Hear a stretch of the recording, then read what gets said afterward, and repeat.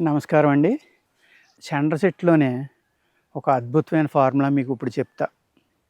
అందరూ జాగ్రత్తగా వినండి. మళ్ళీ నన్ను ప్రశ్నలేసి విసిపించొద్దు దయచేసి. చాలామంది మేము సరిగ్గా వినలేదండి, మీరు చెప్పండి అని ఫోన్ చేస్తున్నారు. ఆ ఫోన్ చేసేదేదో ఇంకొకసారి వీడియో చూడొచ్చు కదా! చూడరు. ఫోన్ నెంబర్ ఉంది కాబట్టి ఫోన్ చేయటం. నేను పేషెంట్‌లని చూడాలి, అలాగే మీలాంటి వాళ్ళు ఎవరైనా కావాలంటే పుస్తకాలు రాయాలి, ఇలాంటి వీడియోలు చేయాలి. అనేక పుస్తకాలు చదివితే కానీ చేయలేను.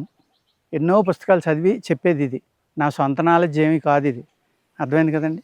మనకి ఎవరైతే యోగులు, ఋషులు, మహానుభావులు ఎన్నో గ్రంథాల్లో మనకి తెలియజేసి ఎన్నో రహస్యాలు ఉంటాయి ఇందులో. అవన్నీ చదవాలంటే ఎన్నో గంటలు కష్టపడాలి. మీకు ఈ క్లాస్ చేయాలంటే ఈజీ కాదండి అంతా. మీరు అనుకున్నట్టుగా నేను ఖాళీగా కూడా ఉండను. దయచేసి ఫోన్లు చేయొద్దు, ఓకేనండి. ఏదైనా ఇబ్బంది ఉంటే ట్రీట్మెంట్ కోసం అయితే ఫోన్ చేయండి. మీరు రావి మొక్క గురించి చెప్పారు కదండి, అది ఎలా నానబెట్టుకోవాలి, మర్రి మొక్క చెప్పారు కదండి ఎలా చేసుకోవాలి, వీడియో వింటలేదు పూర్తిగా, ఫోన్లు చేస్తున్నారు. దయచేసి అలా చేయకుండా వీడియోని మళ్ళీ మళ్ళీ చూడండి. అప్పుడు కూడా అర్థమైపోతే అప్పుడు ఒక వాయిస్ మెసేజ్ పెట్టండి, నేను సమాధానం ఇస్తాను, ఓకేనండి. సెంట్రసెట్‌లోనే ఒక అద్భుతమైన ప్రక్రియ చెప్తున్నాను నేను. ఎవరికి అంటే ఒబెసిటీ కోసం లక్షలు ఖర్చు పెడుతున్నారు, ఎన్నో తిప్పలు పడుతున్నారు, ఎన్నో ఎక్సర్సైజులు చేస్తున్నారు, ఆహారం తినటం మానేస్తున్నారు. కానీ అదంతా తప్పండి. ఆహారం తినటం మానేసినంత మాత్రాన ఒబెసిటీ తగ్గదు. అర్థమైంది కదండి. హై ప్రోటీన్ తింటే తగ్గొచ్చు, ఓన్లీ హై ప్రోటీన్, ఇంకేం తినకుండా. అతి తక్కువగా కార్బోహైడ్రేట్ అంటే 10% రైస్ లాంటివి తిని 90% మిగిలిన మిల్లెట్స్ లాంటివి, మాంస పదార్థాలు అన్నీ తినేవాళ్ళు అయితే అటువంటివి తిన్నవాళ్ళకి చాలా తొందరగా తగ్గుతుంది. అంతే తప్ప ఫుడ్ మానేస్తే, అన్నం మానేస్తే ఒక్క పూటే తింటున్నాం రోజుకి, మాకు ఒళ్ళు తగ్గట్లేదు అంటారు.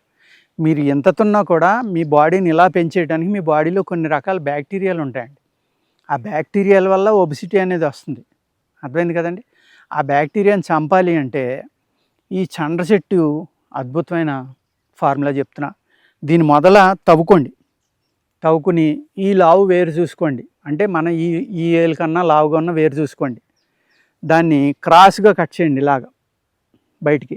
ఆ వేరు నీట్గా కడిగేసి దాని ఒక కొత్త పిడతలోకి తొడగండి. ఆ వేరుని తొడిగి పైన మూతి కట్టేయండి ఒక గుడ్డతోటి. లోపలికి ఈగలు కానీ చీమలు కానీ ఎటువంటి క్రిములు వెళ్ళకుండా బాగా టైట్గా కట్టేయండి. ఆదివారం సాయంత్రం ఇది పెట్టుకుని సోమవారం ఎర్లీ మార్నింగ్ మీరు వచ్చేసరికి దాంట్లోకి నీరు దిగుతుంది. దాన్ని చండ్ర నీరు అంటారు. అది ఒక 25 ml తాగండి. మిగిలిన జాగ్రత్తగా ఫ్రిడ్జ్లో పెట్టుకుని ఈవినింగ్ కూడా తాగండి. ఇలా కనుక ఒక 10 రోజులు కనుక చేస్తే మీరు ఆ తర్వాత చేయక్కర్లా. అర్థమైందండి. ఎక్కువగా తాగేయద్దు. ఇది తాగడం వల్ల చెప్పాను కదా, ఏది కవిరి తినటం వల్ల ఎలా లివర్ కిడ్నీ ఎఫెక్ట్ అవుతాయో అలాగే దీనికి కూడా ఎఫెక్ట్ అవుతాయి. అందుకేంటంటే ఈ నీరు తాగాక దీన్ని చెడు లేకుండా ఉండాలంటే 1-2 తమలపాకులు తినండి, ఒక గంట ఎంతో గ్యాప్ ఇచ్చి. ఆ నీరు తాగితే మీరు అలాగ 10 రోజులు, అప్పుడప్పుడు నెలకు ఒకసారి, ఒక 3 నెలల్లో 4 నెలల్లో కనుక తాగితే మీరు బ్రహ్మాండంగా తగ్గిపోయి చక్కగా తయారయ్యి ఒబెసిటీ కానీ, స్థౌల్య రోగం, మేధో రోగం 2 రకాలు మేము చెప్పేది.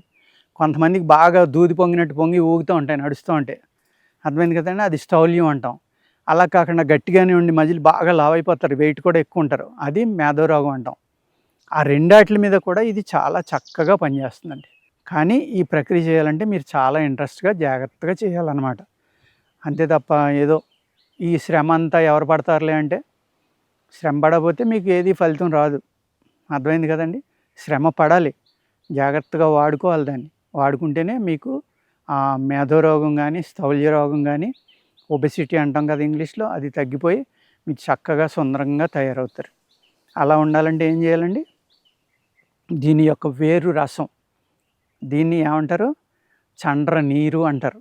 నేను ఇదివరకు కొన్ని వీడియోలో బూరుగు చెట్టు గురించి చెప్పాను, మీరు వినే ఉంటారు. ఆ బూరుగు చెట్టు వేరు కూడా అలా కోసి కుండ తొడిగితే దాంట్లోకి నీరు వస్తుంది. మగతనం పెంచడానికి అద్భుతంగా పనిచేస్తుందని చెప్పాను ఇదివరకు వీడియోలో. అదేవిధంగా ఇది సేమ్ బూరుగు నీరు ఎలా వస్తుందో సండ్ర నీరు అనేది అలాగే వస్తుందండి. కానీ ఇది ఏం చేస్తుందంటే మీకు స్థౌల్య రోగం, మేధో రోగం ఈ రెండాటి మీద పనిచేసి చాలా అద్భుతంగా మీరు ఒబెసిటీ అనేది తగ్గుతారండి. కానీ అతిగా తాగేయద్దు, తగ్గుతున్నాం కదా అని. నేను చెప్పిన డోసులోనే ఒక 25 ml సరిపోతుందండి. ఇది చాలా వేడి చేసే, ఇది చలవ చేసి వేడి కింద మారుతుంది. అర్థమైందండి? అంచేత మీ కిడ్నీ, లివర్ ఎఫెక్ట్ అవ్వకుండా మీరు శరీరాన్ని పరిశీలించుకుంటా, బాగుంది నాకు తాగినా ఏమీ ఇబ్బంది లేదని చూసుకుంటా జాగ్రత్తగా తాగండి. వేడి చేస్తే కనుక షుగర్ లేని వాళ్ళు అయితే పటిక బెల్లం నీళ్ళు, లేకపోతే పటిక బెల్లం వేసుకుని కొబ్బరి వాటరు, కొబ్బరికాయ నీళ్ళు ఉంటాయి కదా అవి, లేకపోతే బార్లీ జావ పెట్టుకుని అందులో పటిక బెల్లం వేసుకుని ఇలాగ చలవ చేయడానికి ఏదో ఒకటి చేసుకుని జాగ్రత్తగా వాడుకోండి. ఇది ఓన్లీ ఒబిసిటీ కాదండి, మూత్ర వ్యాధుల మీద కూడా చాలా బాగా పనిచేస్తుంది. ఎవరికైతే మూత్రబంధం ఉందో, ఎవరికైతే యూరిన్లో ఇరిటేషన్ అంటే మంట, దురద, లేకపోతే ఫ్రీక్వెంట్గా అస్తమాను ఆ ఇరిటేషన్ వల్ల అస్తమాను యూరిన్కి వెళ్ళవలసి ఉండొచ్చు, అటువంటి వాళ్ళకి ఇది చాలా బాగా పనిచేస్తుందండి.